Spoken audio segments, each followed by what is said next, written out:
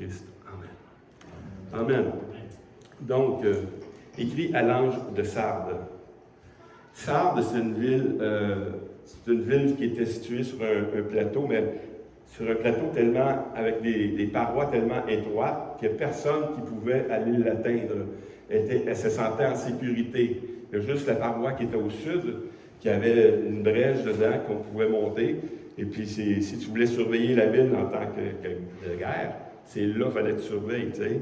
Et puis, c'était déclaré même une ville imprenable. Mais tout ce qui est imprenable, quelqu'un t'entend dire que c'est imprenable, c'est quoi tu vas essayer de faire? Tu vas essayer de l'apprendre. Et puis, 2 fois avant Jésus-Christ, la ville a été prise, justement parce que la ville n'était pas sur ses gardes. Elle ne veillait pas.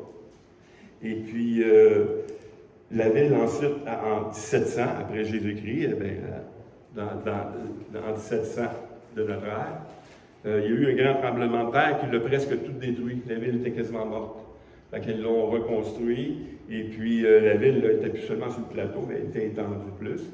Et puis, c'est l'historique un peu de la ville, puis c'est des choses quand même assez importantes à savoir, parce que quand on lit cette lettre-là, il y a des choses qui nous échappent, puis qui on peut nous emmener à une interprétation. Aujourd'hui, dans les comment tu appelles ça, dans les restes là, des catacombes, là, les ruines. Dans les ruines, on a trouvé la place où il y avait une synagogue. Puis la synagogue était tellement grande. Il y avait 1000 places dans la synagogue. Fait qu'il y avait on sait qu'avec les choses là, qu'il y avait une délégation importante de Juifs là-bas. Ça aussi, c'est important de savoir parce que les Juifs, qu'est-ce qui arrive avec les chrétiens? Bien, il y a des choses qui est écrites dans ce lettre-là qu'on va expliquer tantôt. Mais elle avait une emprise sur la ville assez importante. Tu sais, quand tu es 1000 Juifs, là, puis la synagogue avait 1000 places, mais il était sûrement plus que ça. Mais elle avait une chose importante. Deuxièmement, on voit que Jésus se déclare, se donne des noms également. Voici celui qui dit, voici ce que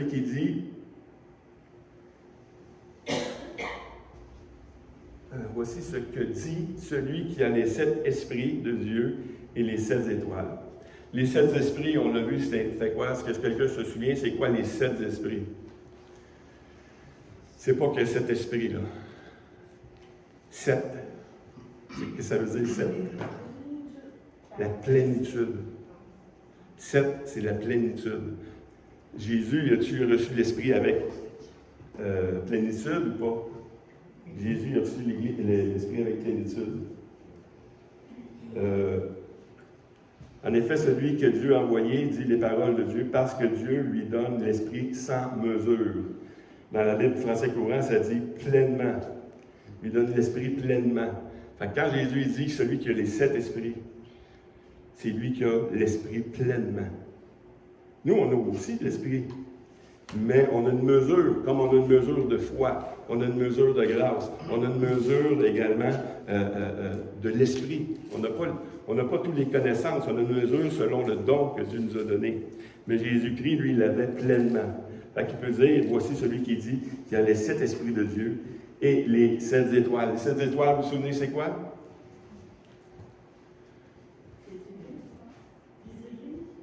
Les anges envoyés aux églises, ou les pasteurs de l'Église, les envoyés, les serviteurs, ceux qui sont en charge de l'Église. C'est à eux que les lettres ont été écrites. Puis ici, il dit celui qui tient les étoiles dans sa main. Ailleurs, on voit ça également, qui tient les étoiles dans sa main.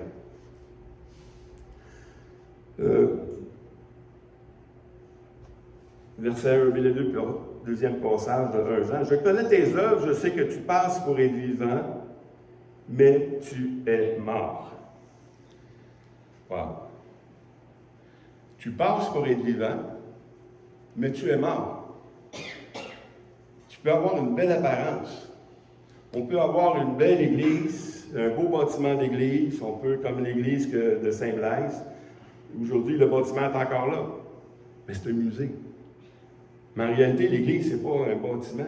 L'église, c'est les gens qui sont là. Les gens ne sont plus là, c'est plus une église. C'est juste 4 murs avec un toit, peu importe la manière qui est faite. Mais ici, il dit, tu passes pour être vivant, mais tu es mort.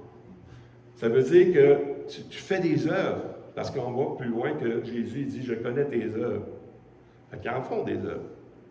Mais les œuvres, tu peux avoir des œuvres mortes, puis des œuvres vivantes. C'est ça qu'on va voir un peu aujourd'hui. Comment tu fais des œuvres vivantes? Comment tu sais que tes œuvres ne sont pas mortes? Bien, c'est des choses qu'on va voir aujourd'hui. Je connais tes œuvres, je sais que tu passes pour être vivant, mais tu es mort. Ça veut dire que c'est comme si tu es hypocrite. Tu joues au chrétien. Tu peux sembler bien spirituel, mais finalement, tu n'es pas plus spirituel qu'un autre.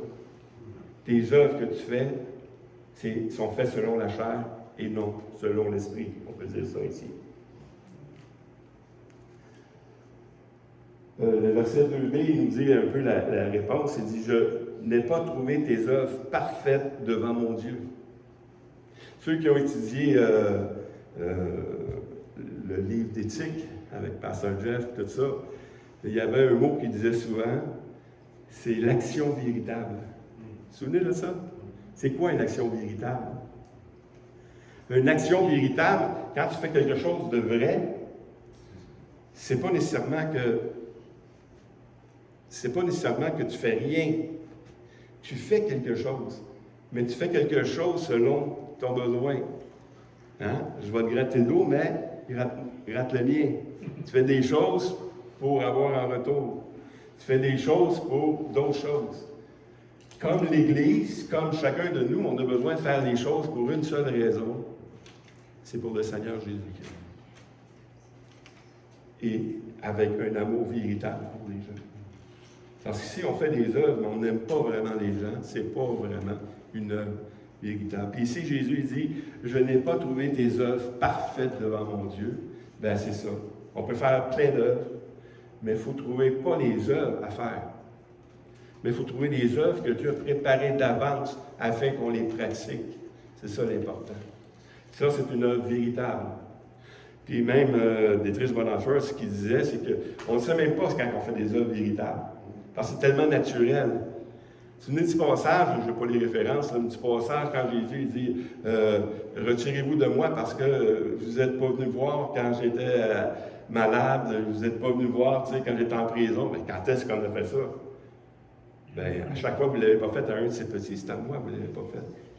Puis les vrais, qui étaient félicités, il dit soyez bénis, prenez possession parce que vous êtes venus me voir. Bien, quand est-ce qu'on est allé te voir?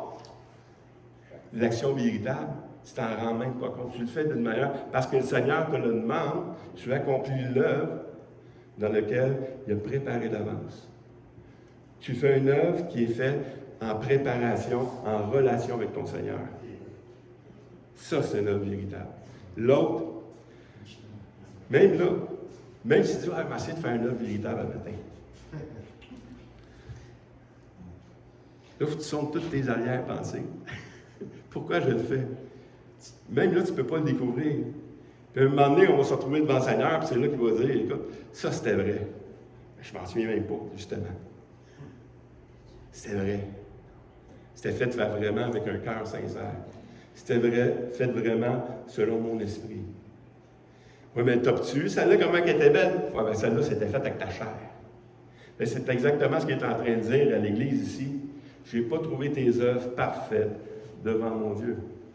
Tes œuvres étaient religieuses, hypocrites, sans foi et surtout sans l'amour de Christ.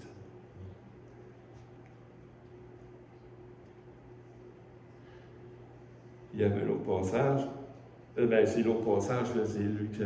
C'est parce qu'il vient souvent, c'est pour ça que je ne l'ai pas écrit, hein, c'est quand il dit oui, mais Seigneur, on a fait ci en ton nom, on a fait ça en ton nom, tu sais, mais vous n'avez jamais connu. Hein, ça, c'est dans Matthieu 7. Mais on voit ici dans Jacques 2, 14 à 17. Mes frères, que sert-il à quelqu'un de dire qu'il a la foi s'il n'a pas les œuvres?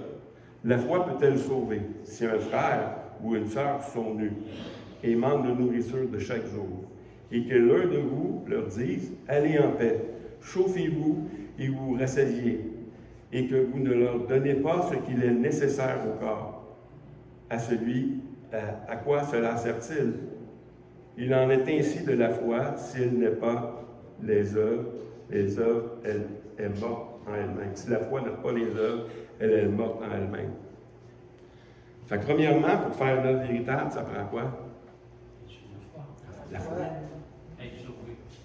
Être sauvé. Ouais, mais même, il peut faire une œuvre véritable s'il y a des craignants Dieu qui font des bonnes œuvres. Puis des craignants Dieu, on voit dans la Bible qui... Hein, merci Claude, parce que c'est un point que je n'avais pas mis, mais même les craignants Dieu, Corneille par exemple, me suis souvenu de tes aumônes au peuple. Ah, tu n'es pas sauvé, mais le Seigneur s'est souvenu de son action véritable. Donc là, même s'il n'est pas sauvé, il peut faire des œuvres véritables. Mais la foi, est-ce que ça suffit?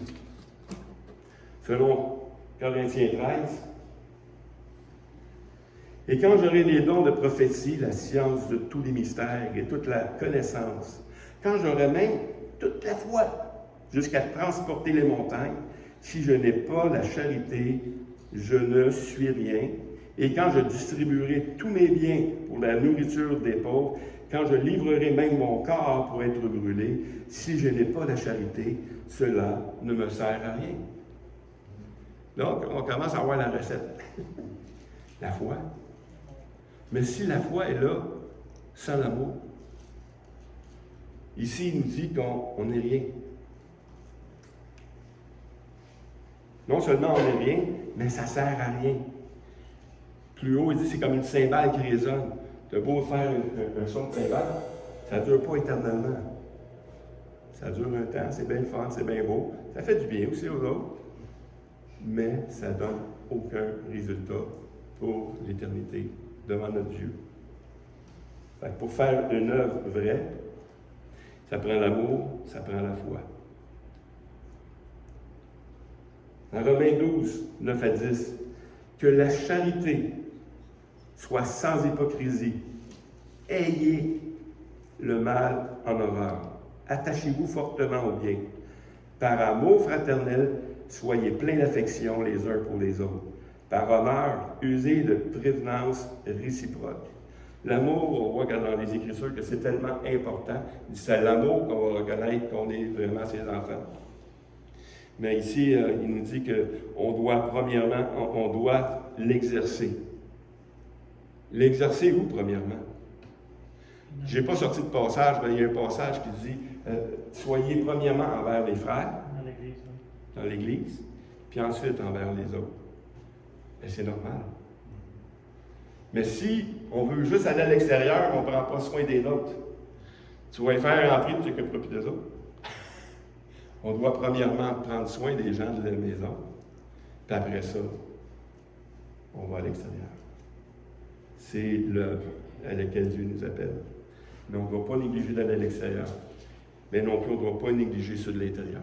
On doit prendre soin les uns des autres. Il nous dit ici, sois vigilant, verset 2. Sois vigilant et affermis le reste qui est près de mourir.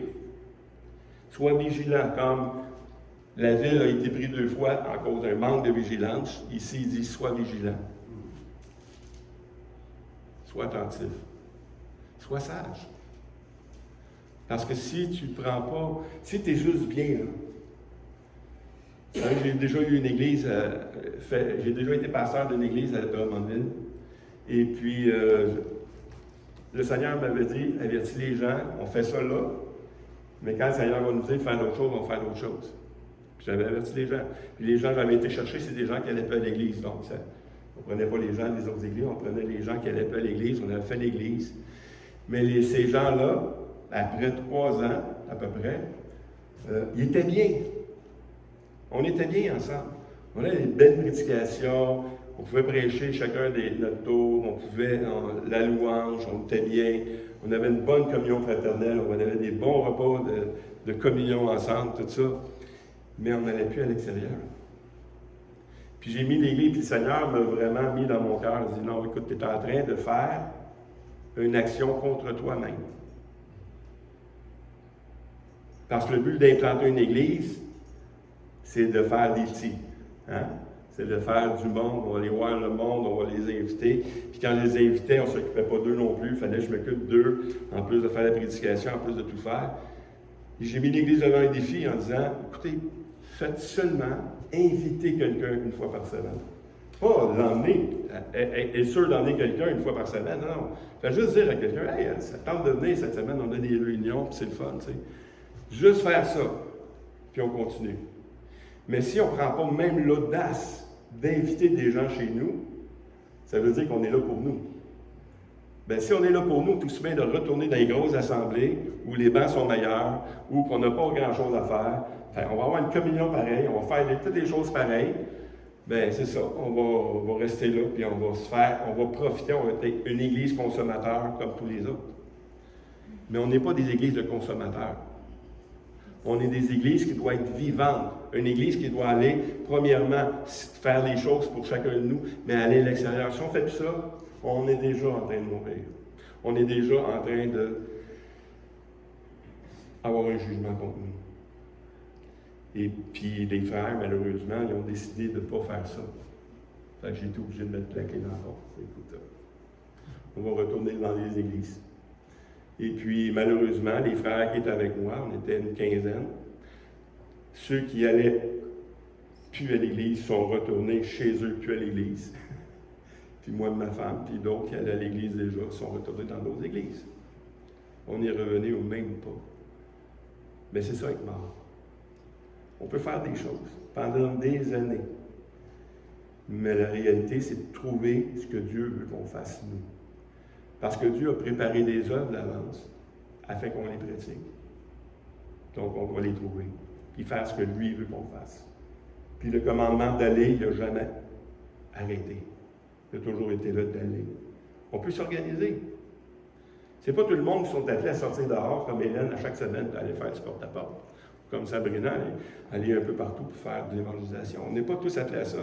Mais on a tous un engagement à faire l'évangélisation. On peut prier. On peut accompagner également. On peut faire des choses. On peut faire du suivi.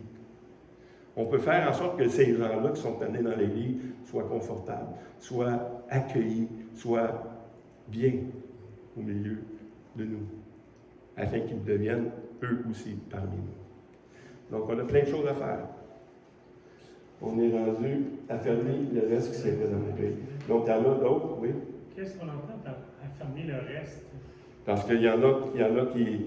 Là, ici, il y a quelque chose que je n'ai pas dit, mais à chaque église, tu vois ça, il dit « Tu es mort ». Il n'a pas dit que l'église est morte. C'est au singulier. À qui il parle? À l'ange. Le serviteur, ou le berger, ou le responsable, il a une responsabilité au-delà de tout le reste de l'Église. Puis si le responsable, il est mort, ici, il dit que le responsable, tu es mort. Tu n'es plus en train de faire les œuvres, tu es en train de faire ton œuvre. C'est un avertissement pour le pasteur. Mais affermis le reste, je veux dire l'Église. Ceux qui veulent faire les choses, tu ne peux pas les empêcher de faire. Il faut que tu les laisses faire pour que l'œuvre continue. Affermis le reste. Toi, tu as tombé là, mais relève-toi, repens-toi, relève-toi, fais les choses. Réfléchis à ce que Dieu veut que tu fasses. Mais tu dois fermer le reste également. Ça veut dire que celui qui a fermé, c'est qui? Ben, c'est le pasteur, c'est le berger qui doit prendre le troupeau et l'emmener là où il doit être. Si on fait juste emmener le troupeau puis il mange toujours dans le même champ, il va finir par manger quelque chose qui n'est pas vert. Il doit s'en prendre soin, il doit le déplacer, il doit faire les choses qu'il doit faire. Fait qu'il doit fermer. Matthieu 12, 20. Il dit affermi, pourquoi? Parce qu'il y a quelque chose ici qu'on voit que le Seigneur, il fait, c'est marqué dans Matthieu 12, 20. Il ne brise point le roseau cassé, il n'éteint point le lumignon qui fume, jusqu'à ce qu'il ait fait triompher la justice. Jésus, même si l'Église semble, ou le pasteur ressemble à quelque chose de mort, il n'éteindra pas, lui. Il va faire quelque chose. Pour rallumer la flamme, il va faire quoi? Quand vous faites un feu, là, puis il y aurait juste des braises, qu'est-ce que vous faites?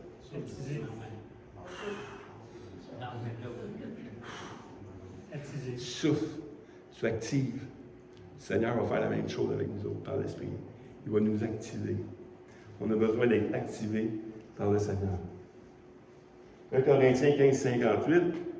Ainsi, mes frères bien-aimés, soyez fermes, inébranlables, travaillant de mieux en mieux à l'œuvre du Seigneur, sachant que votre travail ne sera pas vain dans le Seigneur. On a à s'encourager. Puis si tu voyais le pasteur qui est en train de mourir, vous avez une responsabilité aussi. Oui.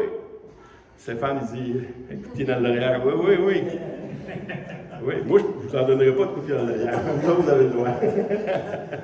Parce que c'est ma responsabilité de ranimer, de veiller sur vous afin qu'on puisse pratiquer l'œuvre.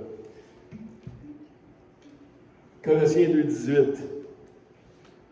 Qu'aucun homme, sous une apparence d'humilité ou par un culte des anges, ne vous ravisse à son gré le prix de la course, tandis qu'il s'abandonne à ses visions et qu'il est enflé d'un vain orgueil par ses pensées charnelles, sans s'attacher au chef, dont tout le corps assisté et solidement assemblé par des jointures et des liens, tire l'accroissement que Dieu donne si vous êtes mort avec Christ. C'est drôle, hein?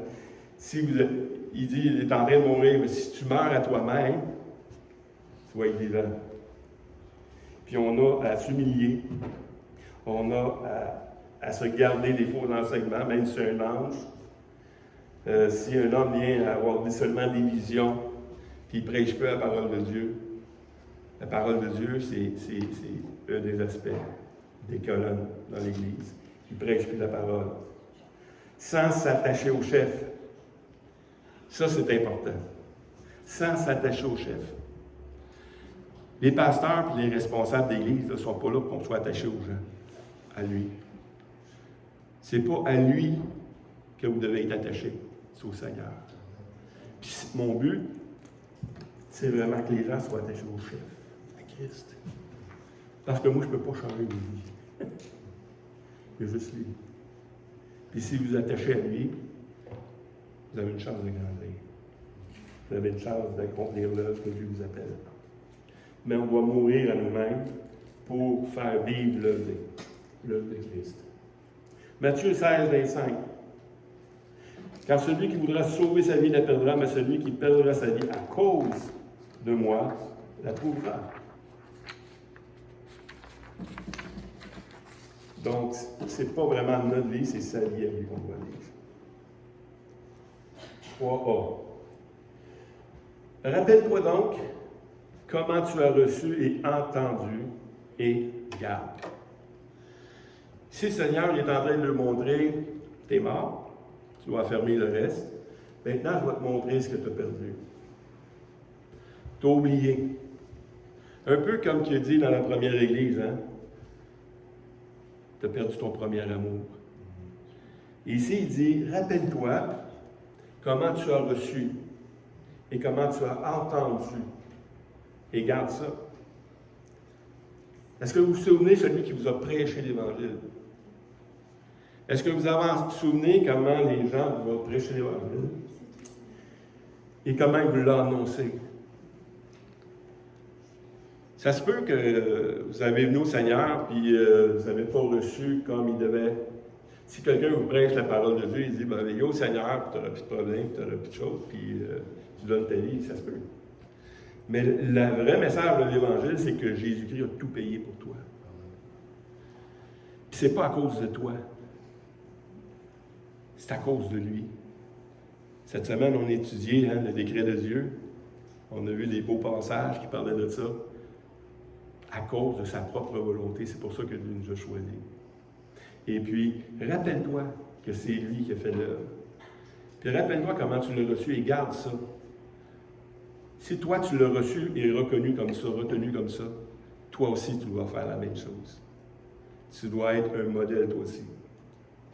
L'autre passage, il dit, on n'allume pas une lampe pour la mettre la cacher. On allume une lampe pour qu'elle brille. Et si tu ne brilles plus, il y a un problème. Si vraiment tu es allumé. Galates 3, 1 à 3. Paul il dit aux Galates qui avaient pensé à autre chose, il dit, ô Galates dépourvus de sens, qui vous a fasciné, vous, aux yeux de qui Jésus-Christ a été peint comme crucifié. Voici seulement que je veux apprendre de vous. Est-ce par les œuvres de la loi que vous avez reçu l'Esprit ou par la prédication de la foi? Êtes-vous tellement dépourvu de sens, après avoir commencé par l'Esprit, voulez-vous maintenant finir par la chair? Hein? Donc l'œuvre, elle peut être faite selon l'Esprit et selon la chair. L'Église de Sardes, ou l'ange, il est mort parce qu'il faisait les choses par la chair et non selon l'Esprit. Et Paul il dit ici aux Galates qu'il voulait revenir aux judaïsants, au sacrifice, pas au sacrifice, mais à la circoncision, et ces choses-là. Il dit non, non, non. Oubliez ça. Jésus-Christ a tout payé. Il t'a donné le salut. Tu ne peux plus l'acheter, tu ne peux plus rien faire pour l'avoir, tu es sauvé. Maintenant, reste attaché à ça. Reste attaché à ça. Essaye pas d'ajouter par les œuvres de garder ton salut. C'est pas en faisant des œuvres qu'on est sauvé. Puis c'est pas en faisant des œuvres qu'on va rester sauvé. L'œuvre était parfaite en Jésus-Christ, accomplie une fois pour toutes. L'œuvre définit et démontre que tu es sauvé. Hein? On n'a pas été sauvé par les œuvres, mais pour les œuvres que Dieu a préparées d'avance afin qu'on les pratique. Et ici, il dit, non, non, vous avez reçu comment l'Esprit? Comment vous l'avez reçu? Par la prédication de la foi ou par la prédication de la loi, si tu veux revenir à l'œuvre de la loi? Par la foi. Tu as été sauvé uniquement par la foi, donc maintenant, tu dois continuer uniquement par la foi. La foi en quoi? La foi en moi? Non, non, non. On ne doit pas avoir la foi en nous qu'on est capable. Ou non, moi, je suis sauvé, donc j'ai la foi que je suis bon puis je suis sauvé. Non, non. Ma foi, elle doit toujours être comme au départ, dans ce que l'œuvre accomplie de Christ. Si ta foi n'est plus là-dedans, si la foi est dans ta propre persévérance, si ta foi est dans tes propres œuvres ou dans ton propre amour, moi je lis ma Bible, moi je vais à l'église, moi je donne ma dîme, moi je fais des choses, c'est pas à cause de ça qu'on est sauvé, puis c'est pas à cause de ça que le Seigneur nous aime. Mais il faut revenir au début. La seule et unique raison que le Seigneur nous aime, c'est son libre arbitre. C'est pas parce qu'on est aimable. Puis parce qu'il nous aime, on va se débrouiller pour être aimable. Mais pas pour être sauvé, mais parce qu'on a reconnu l'amour de Christ. Par la foi, par la prédication de la foi.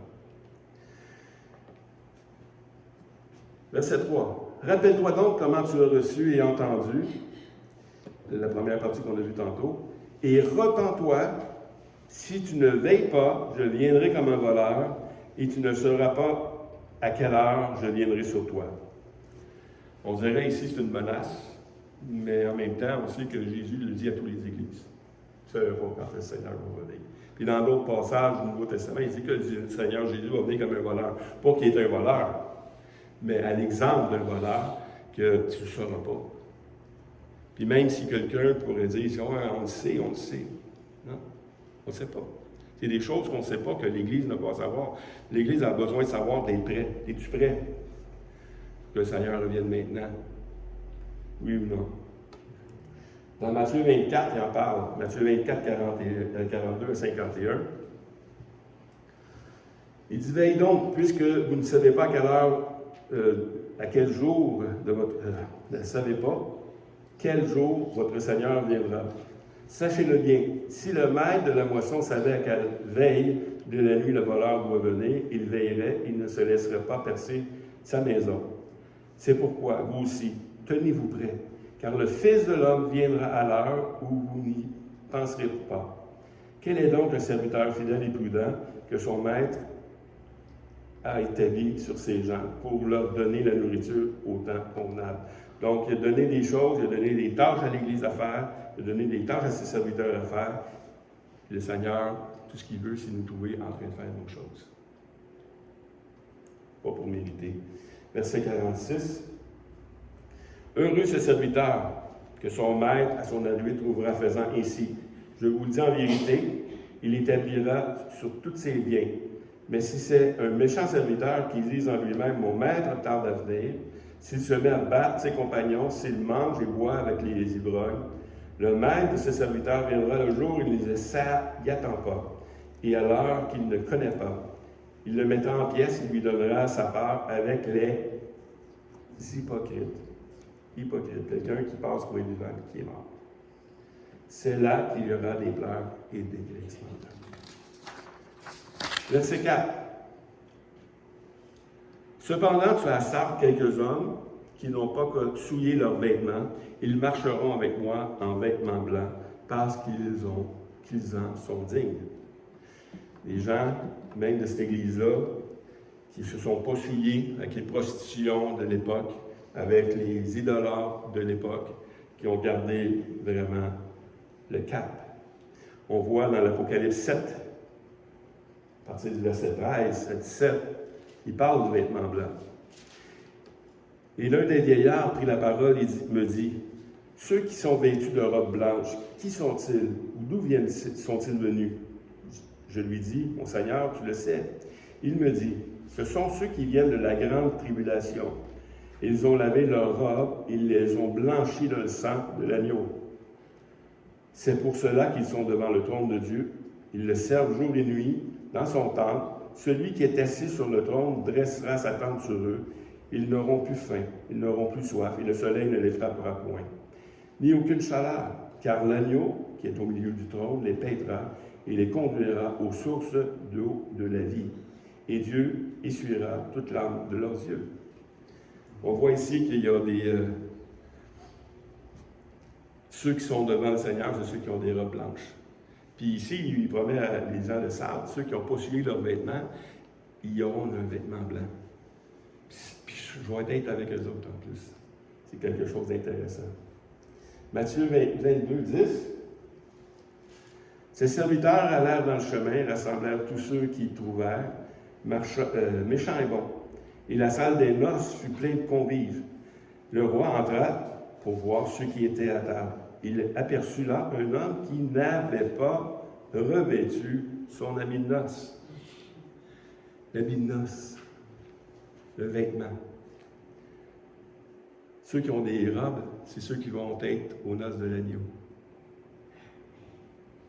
Il lui dit, « Mon ami, comment es-tu entré ici sans avoir un habit de noces? » Cet homme eut la bouche fermée.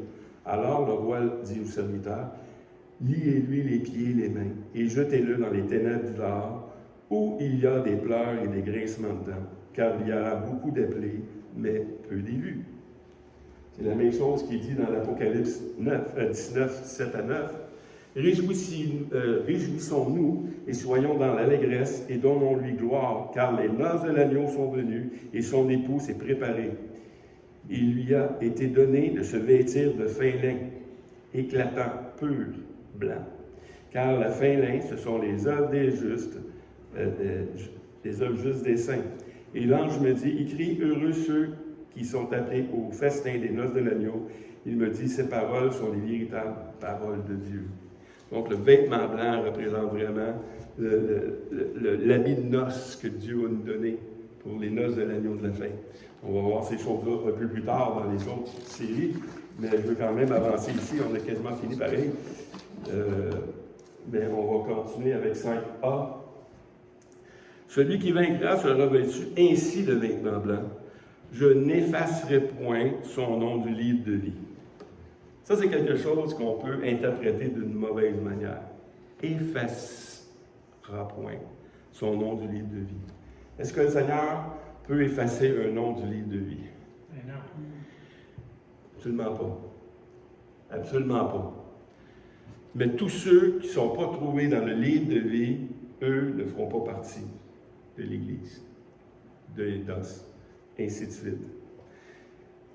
C'est une chose que je vais vous lire, parce que des fois, on n'a pas le contexte, on a des choses qui ne sont pas là, mais je vais vous lire quelque chose, page 146 de Sylvain. Sylvain Romerowski, un commentaire sur l'Apocalypse, il nous donne une petite clarté sur ces choses-là. Parce qu'il dit, à la fin du 1er siècle de notre ère, les rabbins de l'école de Yamni ont reformulé les 12 sections du texte liturgique qui porte le titre de 18 bénédictions. Ces 18 bénédictions, il a reformulé ces choses-là, mais le 12e, concernant les Juifs, pas les Juifs, mais oui, mais les Juifs qui se sont convertis au christianisme. Fait que ce texte-là disait que ceux qui sont convertis au christianisme, on va faire quelque chose avec eux.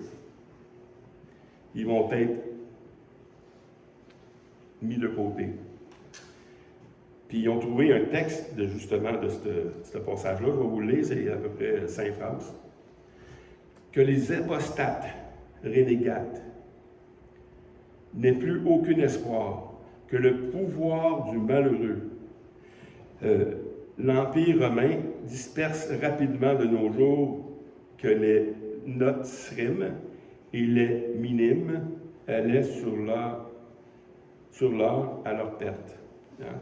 Ça veut dire que tous ceux qui sont partis, puis tous ceux qui sont convertis à Jésus, c'est des termes qu'ils utilisent, qui courent à leur perte.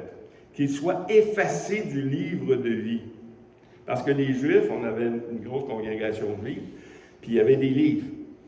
Mais ceux qui deviennent chrétiens, qu'est-ce qu'ils font? On fait? On efface son nom du livre de vie. Ils n'ont plus les mêmes droits.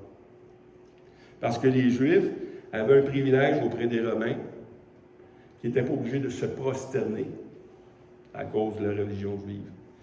Mais quand ton nom n'est plus dans le livre, tu deviens dans l'obligation de te prosterner devant le culte à l'empereur. C'est moins le fun un peu, hein? Mais ici, il nous dit que son nom soit effacé du livre de vie, qu'il ne soit plus mentionné parmi les justes. Béni soit le Seigneur qui courbe les méchants, ça veut dire ceux qui ne sont pas avec nous autres. Donc, on voit ici que, quand on voit le texte ici qui nous dit que celui qui vaincra sera vêtu ainsi d'un vêtement blanc, je n'effacerai point son nom du livre de vie.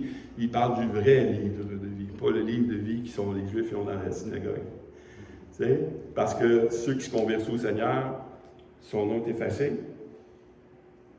Mais inquiète-toi pas, ton nom ne sera pas effacé dans le vrai livre de vie. Mais c'est quand même une nuance, il fait quand même référence à... C'est un effet miroir. C'est juste un effet C'est miroir. juste un effet miroir. Eux autres ont fait ça, voici. Moi, je l'effacerai. Tu t'es converti au christianisme, tu n'as plus le droit de manger, tu n'as plus le droit d'acheter, tu n'as plus le droit de faire ça, tu n'as plus le droit de travailler avec nous, tu n'as plus le droit d'être au milieu de nous. L'effet miroir, si tu n'as pas la marque de Jésus-Christ, tu n'as plus le droit, tu n'as plus aucun droit dans la cité céleste. C'est juste un effet miroir. C'est la même chose qu'on a dit dans les autres choses. Donc, Apocalypse 20, ici, il dit « Et je vis les morts, les grands et les petits, qui se tenaient devant le trône. Des livres ouverts, et un autre livre fut ouvert, celui qui est le livre de vie. Et les morts furent jugés selon leurs œuvres, d'après ce qui est écrit dans ces livres.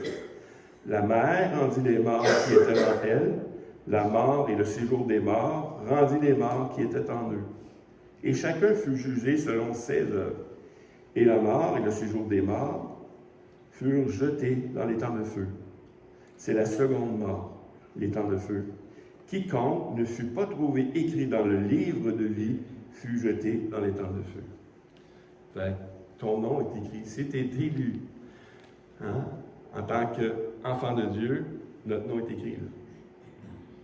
Il n'y a rien qui va faire en sorte que ton nom ne soit plus là. Le Seigneur nous garde. C'est son œuvre à lui. Et c'est sa promesse à lui. On a quasiment fini. 5b. Et je confesserai son nom devant mon Père et devant les anges. C'est une expression assez... si tu te tiens debout, je n'effacerai pas ton nom, mais aussi, je vais te confesser devant mon Père, puis je vais te confesser devant les anges. C'est une promesse, c'est la même promesse que qu'est-ce qui est fait à ceux qui, dans le Nouveau Testament. Hein? Dans Matthieu 10-32, il dit, c'est pourquoi quiconque me confessera devant les hommes, je le confesserai aussi devant mon Père qui est dans les cieux. C'est la promesse qui était déjà faite. Celui qui me confesse devant les hommes, je vais le confesser. Mais ce qui est drôle, c'est que dans Luc, c'est le même passage. Il dit une autre chose. Je vous dis que quiconque me confesse devant les hommes, le Fils de l'homme le confessera aussi devant les anges de Dieu. Puis le passage de 5b ici, et je le confesserai devant mon Père et devant ses anges. Puis on voit le contraste, c'est la même chose. C'est la même chose, il va confesser. Et le dernier, comme tous les derniers de ces lettres-là, que celui qui a des oreilles entende ce que l'Esprit dit à l'Église. On doit encore écouter. On doit encore être attentif. Se rappeler Souviens-toi comment tu as reçu et garde-le. Fais l'œuvre que Christ t'a demandé. Fais-le dans la foi. Fais-le dans l'amour. Fais-le en vérité. Et le Seigneur, il va te bénir. Il n'y aura aucun reproche.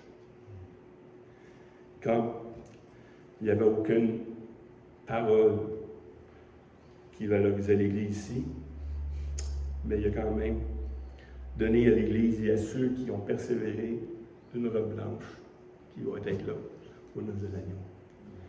Si vous n'êtes pas sûr d'avoir cette robe-là, si vous n'êtes pas sûr d'être sauvé, il y a toujours moyen. Hein? La robe vient avec le salut. C'est un don gratuit. Ils l'ont lavé dans les passages qu'on a lus, ils l'ont lavé dans le sang de l'agneau. C'est le sang de l'alliance. C'est drôle quand tu laves un linge, si quelqu'un connaît un peu ça, si tu laves un linge dans du sang, il ne sera pas blanc. Il va être quelle couleur? Rouge. Brun rouge, là. Mais ici, la parole de Dieu nous dit que celui qui lave son linge, il purifie, il est blanc. Il devient blanc, plus blanc que la neige. Amen. Donc, merci Seigneur Jésus de ta parole. Merci de ces avertissements aussi qu'on doit se garder, Seigneur.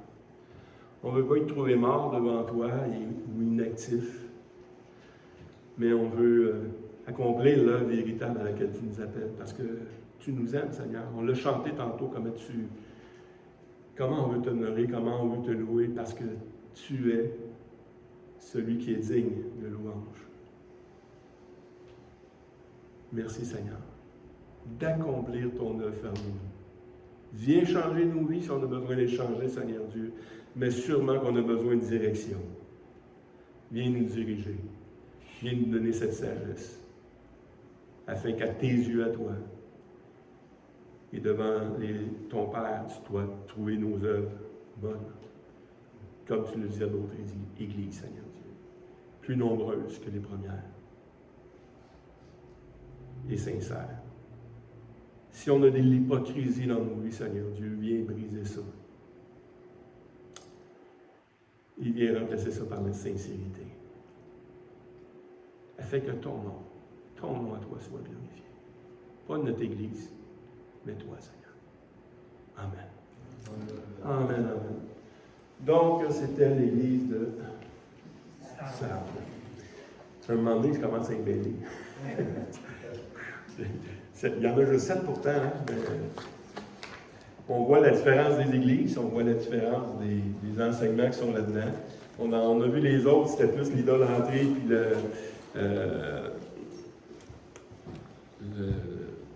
les mauvaises choses dans les choses sexuelles, les mauvaises actions. Mais ici, on voit vraiment que l'Église doit être en vie.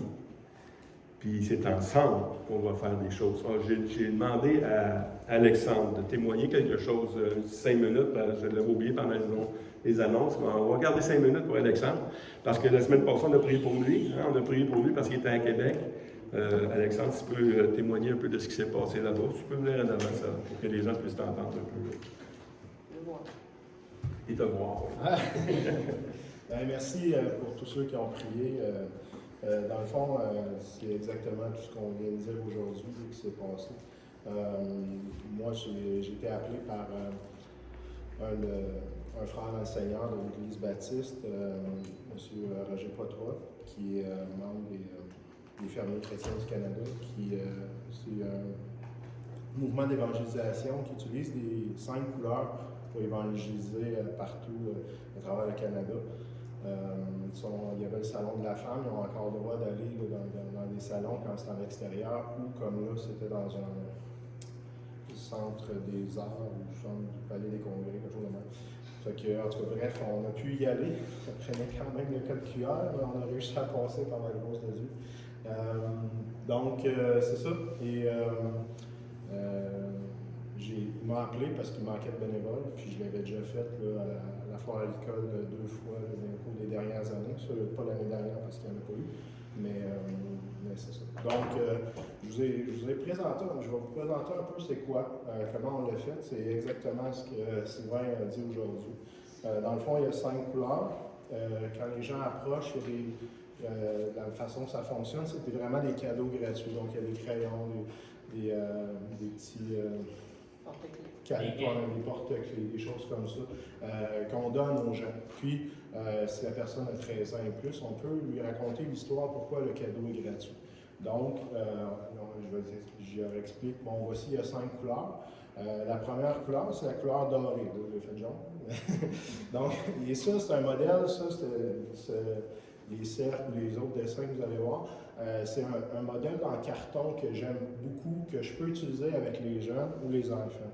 Donc, souvent, quand la personne a 13 ans et moins, je dis, ben, si tu vas chercher un adulte, ton parent ou ton tuteur qui est avec toi aujourd'hui, je pourrais t'expliquer l'histoire. Fait qu'il y a aussi des clients, puis c'est super le fun. Donc, je leur montre la pastille jaune qui représente le ciel. C'est un endroit merveilleux où Dieu habite et il n'y a pas de douleur, pas de souffrance, pas d'amertume, pas de colère. C'est la joie, la plénitude parfaite. C'est sûr que tout le monde voudrait aller là.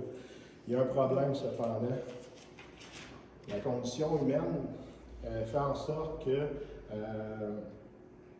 on a tous fait des choses, soit mentir, soit on n'est pas parfait. Donc, si on va dans un lieu parfait puis on n'est pas parfait, qu'est-ce qui va arriver? On va contaminer le lieu parfait. Heureusement, celui qui a créé le milieu parfait est Dieu et il y a eu une solution. Il y a eu une solution pour ça. Et il nous a tellement aimés qu'il a pourvu pour la solution et il a envoyé son Fils sur la croix pour nous purifier, pour qu'on puisse aller après ça dans ce lieu parfait. Donc, normalement, si tu crois que Dieu t'a tellement aimé puis qu'il a pourvu la solution pour toi, qu'est-ce qui arrive? Normalement, c'est blanc. donc, ton cœur est blanchi. Donc, la solution a été pourvue pour toi. Et il n'y a plus rien qui se sépare maintenant du lieu idéal qu'on appelle le ciel. Il n'y a plus rien, il n'y a plus de distance entre toi et Dieu. Maintenant, si tu crois à ça, c'est comme une petite plante verte. On appelle ça la foi, croire. Et il faut que tu l'arroses, il faut que ça grandisse. Donc, tu peux te nourrir de la parole et c'est pour ça que tu peux apprendre un évangile pour aller plus loin dans ta relation avec celui qui a pourvu pour le lieu pour toi. Maintenant, la conclusion de tout ça, c'est comme Dieu a déjà tout pourvu pour toi et que ton accès est gratuit, de la même façon, le cadeau que tu vas prendre est gratuit. Donc, c'est quand même une belle histoire. Moi, j'aime ça. Les enfants, ça... Écoute, les images,